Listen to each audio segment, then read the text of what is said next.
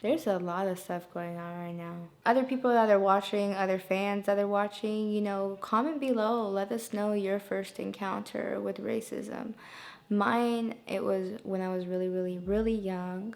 Um, I was in kindergarten, I believe. Yes, I was in kindergarten. I was walking home from school with my uncles because in Valley, Nebraska, um, the elementary, middle school, and high school are all connected. So they were in high school, and I was in kindergarten. We were walking home, and this Caucasian guy just out of nowhere, he started saying racial slurs at me. And not knowing my uncles were who they are, he was just kept on going, and then my uncles just let him have it.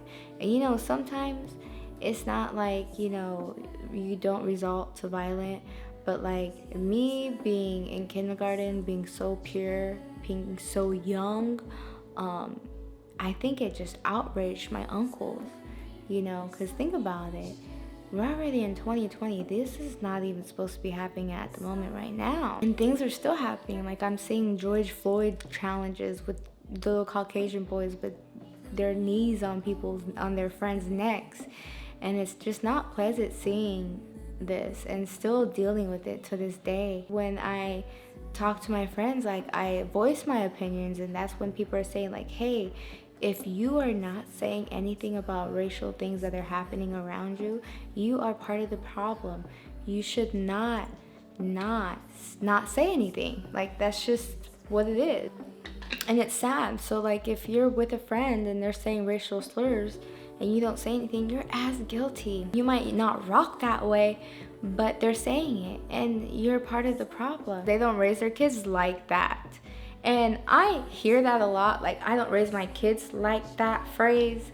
But do you really not raise your kids like that? Are you really not saying racial slurs? Are you really not classifying a race by its color?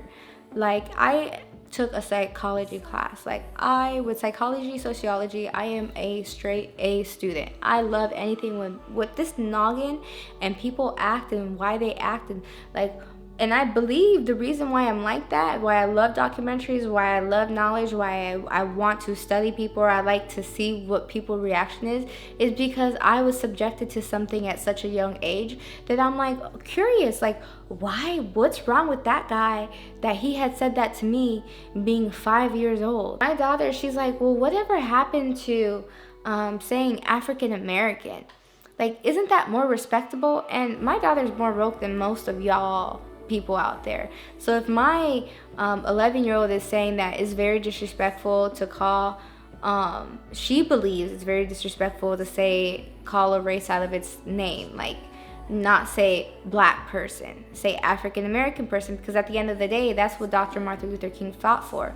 Not saying the N-word or saying you black guy or brown colored people. Because if you really think back to what that means in the past, when Jim Crow laws were around and people were getting sold as slaves, they broke down the amount value of each slave depending on their skin color, of the shade of brownness it was, their hair type.